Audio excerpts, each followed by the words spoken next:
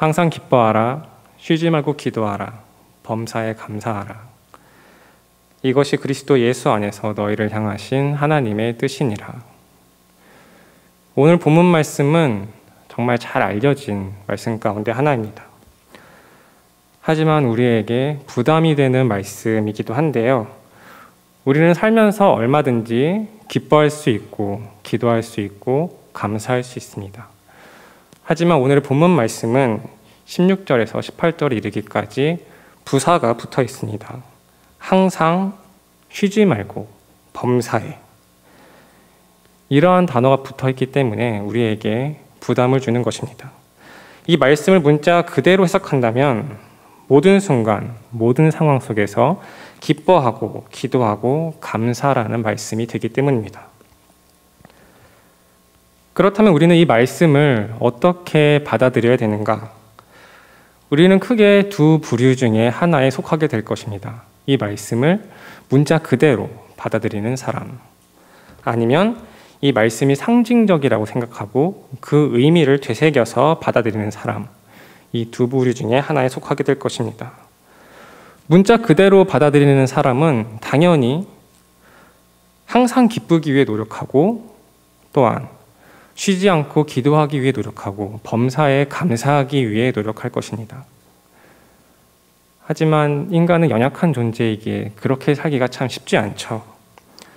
인생사 마음대로 되는 것은 몇 가지 없고 언제나 삶 속에 고난과 역경, 유혹들이 도사리고 있기 때문입니다. 그렇게 생각한 나머지 혹자는 이 말씀을 문자 그대로 받아들이지만 이 명령이 너무 현실과 동떨어져 있다고 생각한 나머지 아예 지키려고 노력하지도 않고 어차피 불가능하다고 생각하면서 이 말씀에 대한 어떤 영적 양심마저 사라져버린 그런 삶, 간혹 이 말씀을 접하게 되어도 아무 느낌이 없고 나와는 상관없는 그런 말씀처럼 치부하면서 살아가는 사람들도 있을 것입니다. 또 다른 부류인 이 말씀을 상징적으로 받아들이는 사람은 어떻게 살아갈까요? 말씀을 의미만 받아들인다, 상징적으로 받아들인다, 이러한 어휘가 약간 부정적으로 느껴질 수도 있지만은 말씀을 바르게 받아들이는 방법 중에 하나입니다. 그 대표적인 예가 마태복음 5장 30절인데요. 또한 만일 내 오른손이 너를 실족하게 하거든 찍어내버리라. 내 백체 중 하나가 없어지고 온 몸이 지옥에 던져지지 않는 것이 나으니라.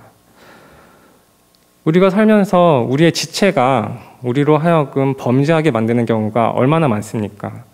하지만 그럴 때마다 우리의 눈을 뽑는다든지 우리의 팔을 찍어낸다고 한다면은 우리의 지체는 남아나지 않을 것입니다.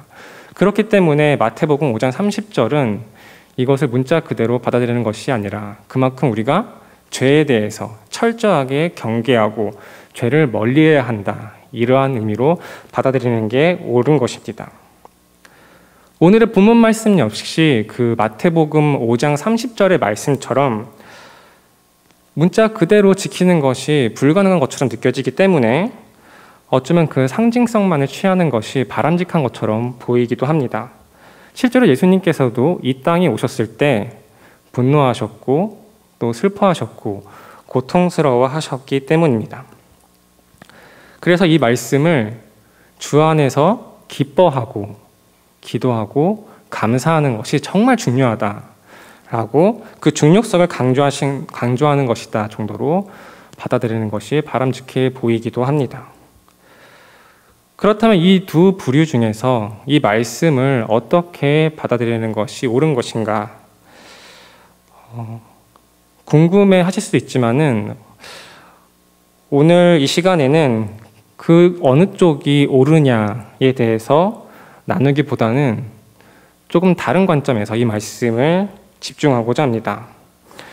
이것이 맞느냐 저것이 맞느냐 그것을 떠나서 한 가지 분명한 사실은 우리가 똑같은 삶을 산다고 할지라도 우리 삶 속에서 감사가 늘어난다면은 우리의 삶은 하나님의 은혜 속에서 더욱 풍성해진다는 사실입니다. 우리가 문자 그대로 이 말씀을 지키면 지킬수록 우리의 삶이 더욱더 풍성해진다는 것이죠. 고린도후서 5장 15절은 이렇게 증거합니다. 이는 모든 것이 너희를 위함이니 많은 사람의 감사로 말미암아 은혜가 더하여 넘쳐서 하나님께 영광을 돌리게 하려 함이라. 우리가 만일 오늘과 내일을 똑같은 삶을 산다고 가정했을 때 오늘은 10개의 항목을 감사하고 내일은 100개의 항목을 감사하게 된다면 아무리 같은 삶이라 할지라도 오늘의 삶보다 내일의 삶이 훨씬 더 풍성해지는 것이죠. 그래서 오늘은 이 부분에 대해서 한번 초점을 맞춰서 말씀을 나누고자 합니다. 우리는 어떻게 하나님께 더 많은 감사를 드리며 살 수 있는 것인가? 가능만 하다면 오늘의 본문 말씀 18절처럼 범사에 모든 일에 감사할 수 있는 삶을 살 수 있는 것인가라는 것이죠. 정말 모든 일에 감사하기 위해서는 먼저 두 가지가 동반이 되어야 합니다. 첫 번째는 내 삶에 있는 모든 일들이 하나님의 섭리이요 은혜라는 것을 인정하는 것. 그리고 두 번째는 나는 아무것도 아니고 나는 아무것도 할 수 없다는 것. 이것을 인정하는 것입니다. 이 두 가지 고백이 반드시 필요하고 또한 이 두 가지 고백은 그리스도인으로서 마땅히 가져야 할 마음가짐입니다. 이러한 시각에서 아까 말씀드린 나의 삶의 모든 일은 하나님의 섭리이고 은혜이다. 그리고 나는 아무것도 아니다. 이러한 관점에서 한번 오늘 일어났던 일들을 되짚어 보시기 바랍니다. 아침부터 저녁까지 모든 일들을 한번 되짚어 보십시오. 아침에 일어나서 만약 집에서 가사를 하시는 분들은 아침에 일어나서 씻고 밥하고 또 설거지하고 청소하고 빨래하는 그런 일들, 그리고 직장에 다니시거나 사업을 하시는 분들은 출근하는 것, 가서 일하는 것, 회의를 하거나 보고를 하거나 그런 모든 일들을 한번 되짚어 보시기 바랍니다. 오늘 있었던 일들을. 모든 일들이 다 하나님의 은혜로 느껴지나요? 그리고 그 모든 것들이 하나님께 대한 감사로 연결이 되고 있나요? 방금 되짚으시면서 느끼셨겠지만 감사가 잘 안 되는 것들이 중간중간 포함되어 있습니다. 그것을 조금 유형화하자면은 매일 반복되는 것, 그런 것들은 진심으로 감사하기가 좀 쉽지 않죠. 그리고 매우 쉬운 일들, 또는 어렵지만은 내가 굉장히 잘하는 일들, 나의 능력을 뽐낼 수 있는 일들, 그런 일들은 감사가 잘 안 될 수 있습니다.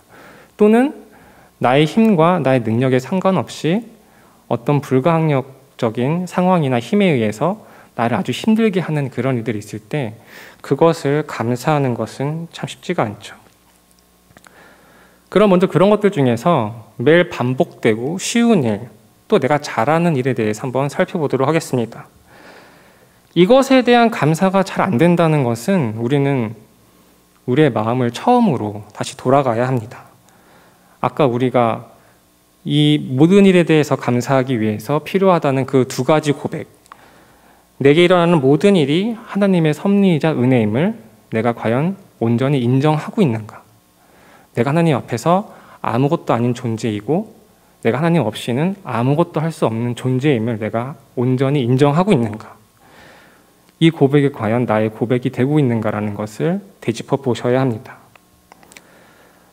또한 이런 쉬운 일, 반복되는 일, 잘하는 일들에 대해서 감사를 할 수 있는 또 다른 방법 중에 하나는 나의 하루의 모든 일과를 한번 하나님께 조목조목 아뢰는 것입니다. 사소한 것 하나하나 하나님께 고백하고 아뢰고 주님께 맡기는 것이지요. 아무리 매일매일 아무렇지도 않은 반복적인 일을 할지라도, 아주 쉬운 일이고 내가 잘하는 일이라 할지라도 하나님께 다 아뢰는 것입니다. 그렇게 하나님께 아뢰는 것, 그런 기도는 하나님의 도우심을 구하는 기도가 될 수도 있지만 사소한 것 하나라도 하나님께 주권이 있음을 인정하는 고백으로서의 기도가 될 수도 있습니다. 그렇게 우리가 모든 것을 하나님께 의뢰하고 하나님께 맡기게 된다면은 그 일들이 평소랑 같이 순조롭게 진행된다고 할지라도 우리가 이 모든 것들을 하나님께 아뢰고 진행하고 주님께 맡기면서 진행하는 것이기 때문에 내가 잘해서가 아니라, 내가 실력이 좋아서가 아니라, 또한 이것이 우연이 아니라, 당연한 것들이 아니라 그냥 되어지는 것들이 아니라 하나님의 은혜임을 알게 됩니다. 그리고 평소에 하찮고 아무것도 아닌 일같이 느껴졌던 그런 일들도 하나님께 모든 것을 아뢰고 하게 되면은 그것들도 모두 하나님의 은혜임을 우리는 깨닫게 됩니다. 왜냐하면 내가 한 그 기도에 대해서 하나님이 응답해 주신 것이기 때문이죠. 우리가 이런 기도를 할 때 조금 조심해야 하고 또 경계해야 될 부분은 우리가 그런 기도를 할 때 모든 것이 순조롭고 잘 진행되기 때문에 우리가 진심을 다해서 기도하는 것이 어려울 수 있다는 것을 우리가 경계해야 합니다. 그리고 그렇게 건성으로 하나님께 기도하고 건성으로 하나님께 감사하게 되면은 그것은 중언부언하는 기도가 될 수 있다는 것이죠.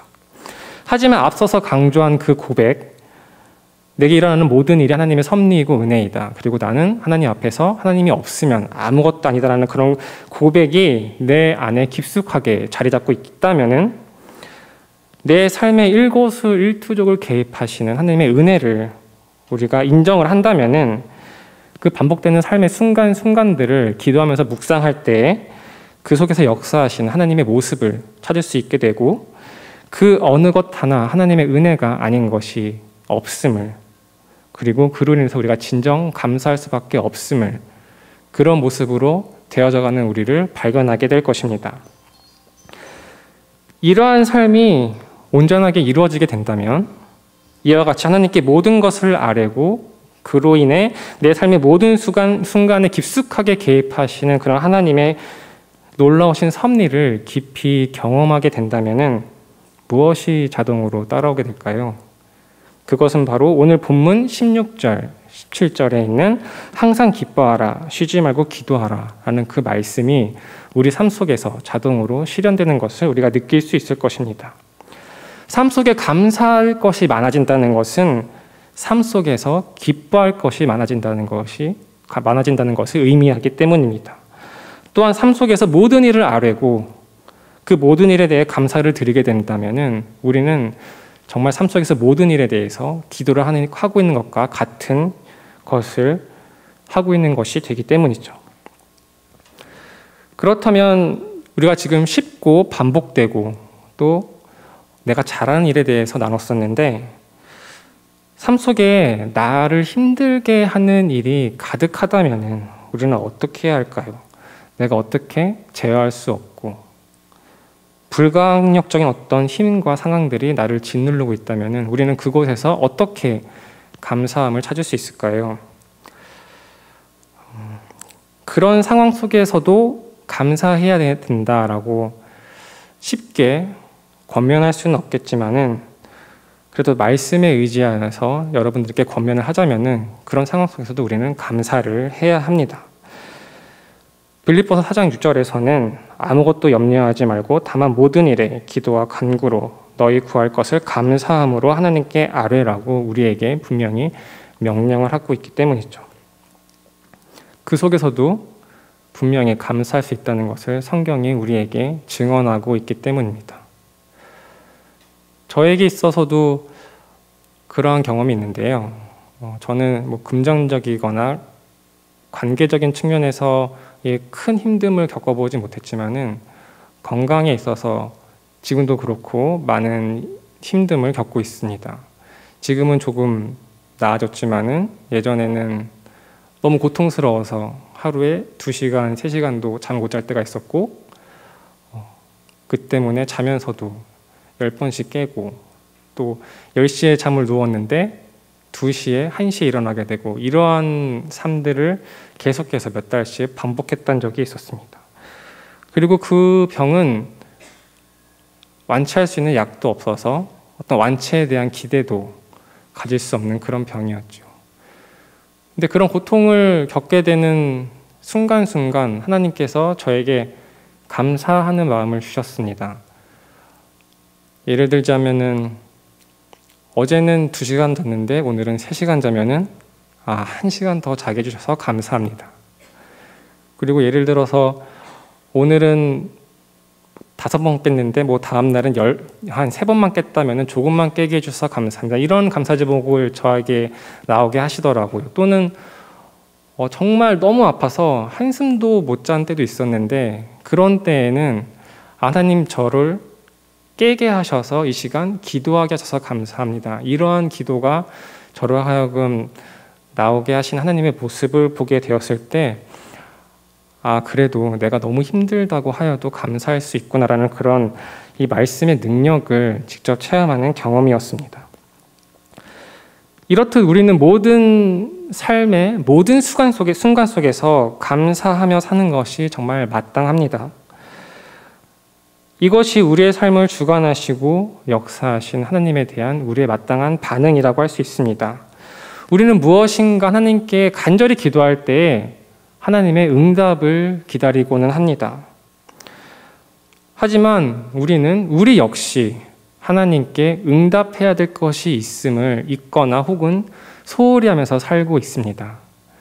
하나님께서 우리에게 한량없는 은혜를 내려주시는데 그것에 대한 우리의 마땅한 응답이 무엇일까요?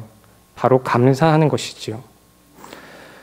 하나님께서는 우리의 모든 순간 우리에게 한량없는 은혜를 나눠주시는데 우리가 그 은혜를 깨닫지 못한다면 우리가 그것을 당연한 것으로 여기거나 내가 잘해서 되는 것으로 느낀다면 우리는 하나님과 더욱더 깊은 관계를 맺을 수 있는 아주 좋은 기회들을 계속 놓치고 있는 것입니다. 하지만 우리가 그 은혜에 감사를 하게 된다면 우리는 하나님의 은혜를 통해 하나님의 사랑을 더욱 깊이 느낄 수 있게 되고 하나님과 더욱 긴밀한 관계를 계속 유지할 수 있게 될 것입니다. 요한일서 4장 16절은 다음과 같이 증언합니다. 하나님이 우리를 사랑하시는 사랑을 우리가 알고 믿었노니 하나님은 사랑이시라. 사랑 안에 거하는 자는 하나님 안에 거하고 하나님도 그의 안에 거하시느니라. 우리가 하나님 안에 거하고 하나님이 우리 안에 거하는 그 사랑, 감사를 통해서 그 사랑을 느낌으로써 우리가 하나님과 더욱더 긴밀한 관계를 유지하게 되는 것이죠. 그리고 우리가 항상 이런 모습이 항상 우리가 기도하면서 바랬던 그런 모습, 하나님과 동행하는 삶을 살게 해주세요. 이런 기도를 우리가 자주 하게 되는데 이런 감사를 통해서 하나님의 사랑을 느끼면서 사는 삶이 하나님과 동행하는 삶이 아닌가 생각이 듭니다. 우리는 하나님께 드리는 기도의 유형을 좀 따져보자면은 간구하는 기도, 감사하는 기도, 또 회개하는 기도 등으로 나눠볼 수 있을 텐데요. 간구하는 기도는 우리가 힘들 때마다 자연스럽게 나오는 기도이기 때문에 우리가 자주 드릴 수밖에 없는 기도 중에 하나입니다. 그리고 회개하는 기도 역시 우리는 우리 자신의 죄성을 매일매일 대면하면서 또한 그것을 극복하기 위해 노력하면서 살고 있기 때문에 두려움 속에서 회개하는 기도는 자주 드리게 될 수밖에 없습니다. 하지만 우리가 이 감사하는 기도에 대해서 그것을 드리지 않고 있는 나의 모습에 대해서 얼마나 경각심을 가지고 또한 감사할 것에 대해서 빠짐없이 하나님께 감사 기도를 드리고 있는가, 이 부분에 대해서 한번 생각을 해봐야 될 것 같습니다. 우리의 기억력은 유한하기 때문에 내가 만일 오늘 마땅히 감사해야 될 제목들을 감사하지 못하고 넘어가게 된다면 그것은 아마 영원히 하나님께 감사 기도를 드리지 못하게 될 것이 그런 확률이 큽니다. 그리고 그렇게 영원히 그것에 대한 감사를 드리지 못하게 되면은 우리가 마땅히 해야 될 응답을 하나님께 드리지 못하는 것인데, 이렇게 우리가 날마다 감사해야 될 제목들을 계속 빼먹고 있는 우리의 모습들에 대해서 우리가 과연 얼마나 경각심을 가지고 있는가 살펴볼 필요가 있습니다. 더욱이 이 감사 기도라는 것은 모여서 하기가 쉽지 않은 기도입니다. 혼자서 할 때에 할 수 있는 기도 중에 하나라고 볼 수 있죠. 그렇기 때문에 우리가 삶 속에서 따로 시간을 내어서 혼자 기도하는 시간이 있지 않다면은, 그런 시간이 없다면은 우리는 더욱더 감사할 수 있는 시간을 놓치게 되는 것입니다.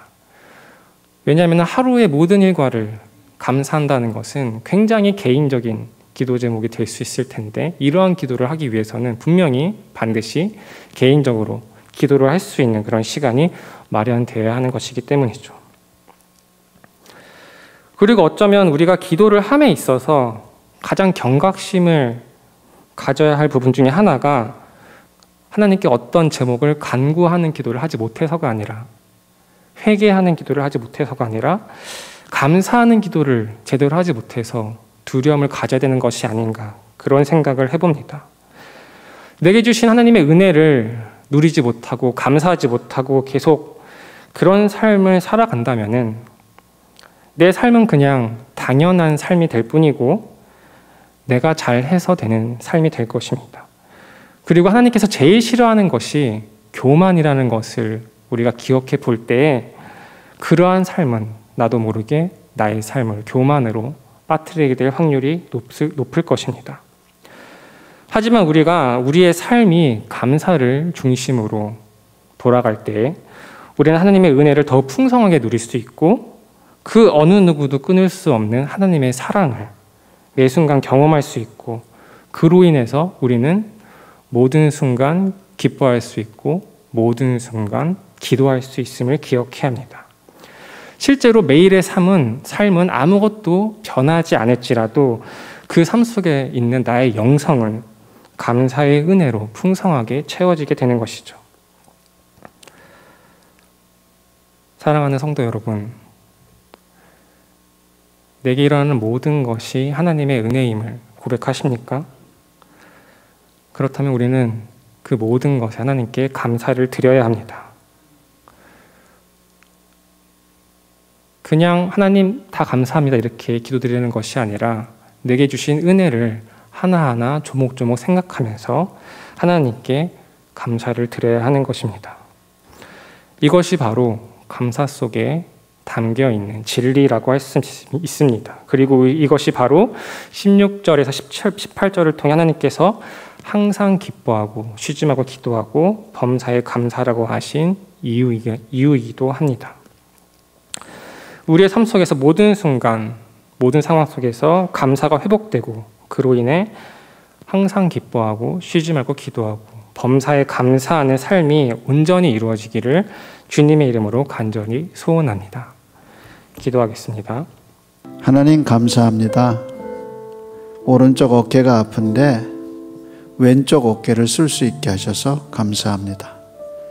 다리가 아픈데 이 다리를 가지고 걸을 수 있게 하시고 때로 하나님 이 다리 때문에 하나님 건강했을 때 감사하지 못했던 것을 다시 돌아보게 하시고 감사하게 하셔서 감사합니다.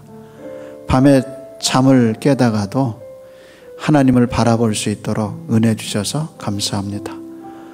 우리 중에 밤에 잠 못 자고 뒤척이는 이들이 있고 밤에 하나님 힘겹게 밤을 지새는 이들도 있습니다. 하나님, 그 밤에 하나님이 함께하여 주심 때문에 감사합니다. 하나님 아버지, 감사의 조건을 돌아보게 하시고 우리의 마음과 생각이 하나님의 관점을 가질 수 있도록 은혜 베풀어 주옵시고 하나님 우리 삶 속에 불평이 아니라 감사와 기쁨이 넘치게 인도하여 주셔서 나의 연약한 것을 감사하는 사도 바울의 고백, 내가 약할 때 그가 강함이라. 하나님이 나를 생명사계 속에 두셨다고 고백한 다윗의 고백처럼 연약하고 부족하고 넘어지지만 우리와 함께 하시는 하나님이 함께 한다는 사실을 기억하는 저희들이 되게 인도해 주옵시고 이 밤에도 투병하고 괴로워하고 힘든 이들에게 하나님의 은혜가 임할 수 있도록 붙들어 주옵시고 하나님 투병 생활하는 하나님의 백성들에게 세심과 은혜를 더하여 주시옵소서.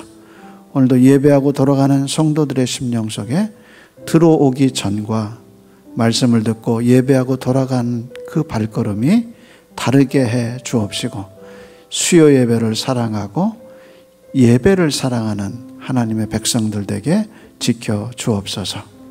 이제는 우리를 사랑하사 연약함을 지시고 이 땅에 오셔서 채찍을 맞으시고 면류관을 쓰시고 그리고 십자가에 못 박혀 죽으사 고통이 무엇인가를 우리에게 알려주신 우리 주님 예수 그리스도의 은혜와 그 아들의 고통과 그 아들의 피를 통해서 우리의 아버지가 되어주신 하나님 아버지의 크신 사랑과 이 진리가 믿어지게 하시고 하나님의 섭리와 하나님의 통치와 하나님의 함께 하심을 늘 가르쳐 주시고 주님을 바라볼 수 있도록 힘주시는 성령 하나님의 은혜가 오늘 예배하는 사랑하는 백성들의 심령 속에 이제로부터 영원토록 함께 있을지어다. 아멘.